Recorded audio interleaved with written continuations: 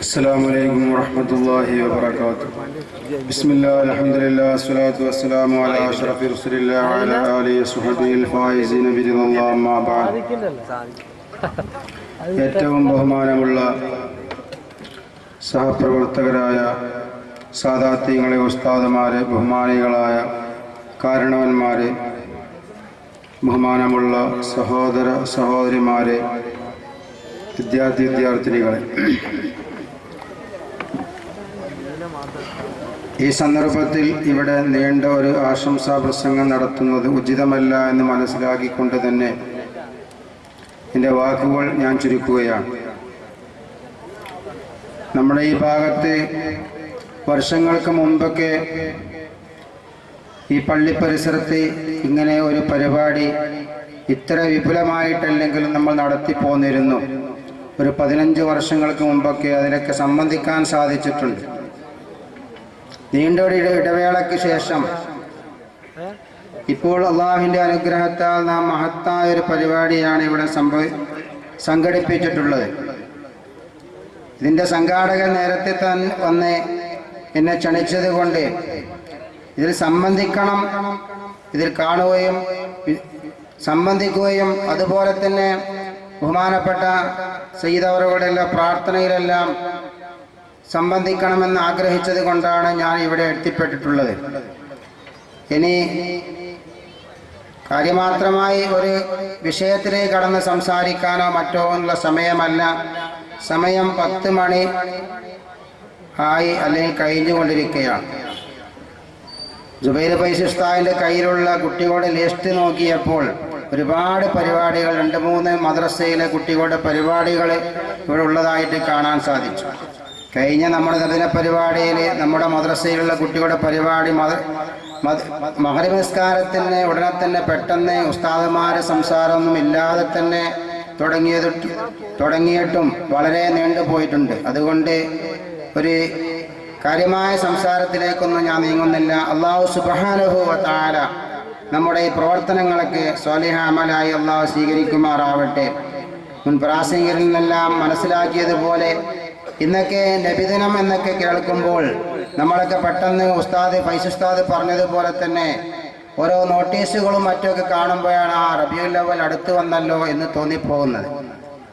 ഇങ്ങനെ കുറേ ആളുകൾ ഇത് ശിർക്കും കുഫ്റുമാണ്, അനിസ്ലാമികമാണ്, മറ്റെന്തൊക്കെയാണെന്ന് പറഞ്ഞ് ഇതിനെ പുച്ഛിച്ചു തള്ളുന്നതാണെന്നൊരു കാലഘട്ടമാണ്. മഹാനായിരിക്കുന്ന നബി സല്ലല്ലാഹു അലൈഹി വസല്ലമ തങ്ങളുടെ ഒരുപാട് പിതരന്മാരും തങ്ങൾക്കുണ്ടായിരുന്നു. പക്ഷേ ഒരു കാര്യം മാത്രം പറഞ്ഞ് ഞാൻ അവസാനിപ്പിക്കുകയാണ്. അവിടുത്തെ പിതൃവ്യന്മാരെ മൂത്താപ്പന്മാരുടെ കൂട്ടത്തിൽപ്പെട്ട ഒരാളായിരുന്നു അബൂലഹബ് എന്ന് പറയുന്ന ആൾ. അബൂലഹബ് എന്ന വ്യക്തിയെ സംബന്ധിച്ച് തബ്ബത്ത് യദാ അബീ ലഹബിൻ എന്ന് വിശുദ്ധമായിരിക്കുന്ന ഖുർആനിൽ ഒരു സൂറത്തിൽ തന്നെ അബൂലഹബിനെ നിന്ദിച്ചുകൊണ്ട് അവന്റെ ശാപത്തെ പ്രഖ്യാപിച്ചുകൊണ്ട് ഇറങ്ങിയതായിരിക്കുന്ന ഒരു വിശുദ്ധ സൂറയാണ് ആ സൂറത്ത്. അങ്ങനെ മഹാനായ നബി സല്ലല്ലാഹു അലൈഹി വസല്ലമ തങ്ങളെ ജനമധ്യത്തിൽ വെച്ച് റസൂലുള്ളാഹി തങ്ങളെ അധിക്ഷേപിച്ച് വളരെ പരസ്യമായി തങ്ങളെ ആക്ഷേപിക്കുകയും ഒരുപാട് മർദ്ദനങ്ങളും പീഡനങ്ങളും ഏൽപ്പിക്കുകയും ചെയ്ത വ്യക്തിയാണ് അബൂലഹബ്. പക്ഷേ എന്തുണ്ടായി? അബൂലഹബിന്റെ മരണശേഷം അദ്ദേഹത്തെ കുടുംബത്തിൽപ്പെട്ടതായിരിക്കുന്ന ചില ആളുകൾ അദ്ദേഹത്തെ സ്വപ്നത്തിൽ കണ്ടതായ ഒരു വാർത്ത ഇമാം ബുഖാരി തങ്ങൾ വിശുദ്ധമായിരിക്കുന്ന സഹീഹുൽ ബുഖാരിയിൽ ആ സംഭവം ഉദ്ധരിച്ചിരിക്കുകയാണ്.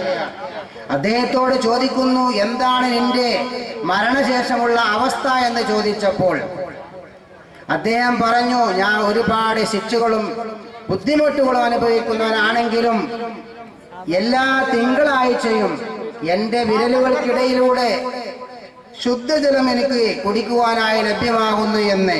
അതിൻ്റെ കാരണം മറ്റൊന്നുമല്ല, മുഹമ്മദ് സല്ലല്ലാഹു അലൈഹി വസല്ലമ എന്ന് നാം പറയുന്നു. മുഹമ്മദ് ജനിച്ചതിൽ സന്തോഷിച്ചത് കൊണ്ട് തന്നെയാണ് എന്ന്. എന്താണ് അബൂലഹബ് ചെയ്തത്?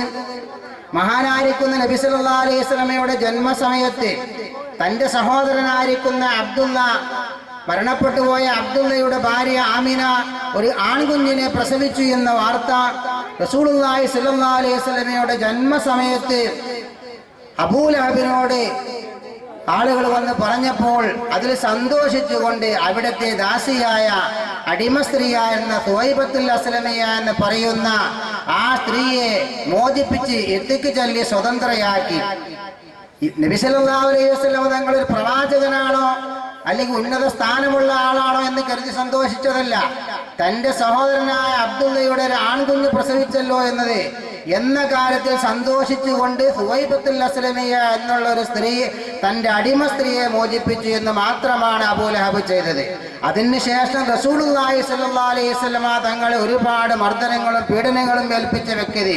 പക്ഷേ അതുകൊണ്ട് തന്നെ അബൂലഹബിന് പോലും നരകശിക്ഷയിൽ നിന്ന് ലഘൂകരണവും തിങ്കളാഴ്ച റസൂലുള്ളാഹി സ്വല്ലല്ലാഹു അലൈഹി വസല്ലമയുടെ ജന്മം നടന്നതായിരിക്കുന്ന ആ ദിവസം വളരെ ശിക്ഷയ്ക്ക് ലഘൂകരണം ലഭിച്ചിട്ടുണ്ടെങ്കിൽ ജീവിതത്തിന്റെ ആദ്യം മുതൽ അന്ത്യം വരെ മഹാനായ റസൂലുള്ളാഹി സ്വല്ലല്ലാഹു അലൈഹി വസല്ലമയെ തങ്ങളുടെ ചര്യകളെല്ലാം മുറുകെ പിടിച്ച് സന്തോഷിച്ച് റസൂലുള്ളാഹിയുടെ ഉമ്മത്തിയായും കൊണ്ട് ചെയ്യുന്നതായിരിക്കുന്ന നമ്മെ പോലത്തെ ആളുകളെ ഇത്തരം പരിപാടികളെല്ലാം സംഘടിപ്പിക്കുന്നതൊക്കെ ആ റസൂലുള്ളാഹി തങ്ങളുടെ ജന്മത്തിൽ സന്തോഷിച്ചുകൊണ്ടാണ്.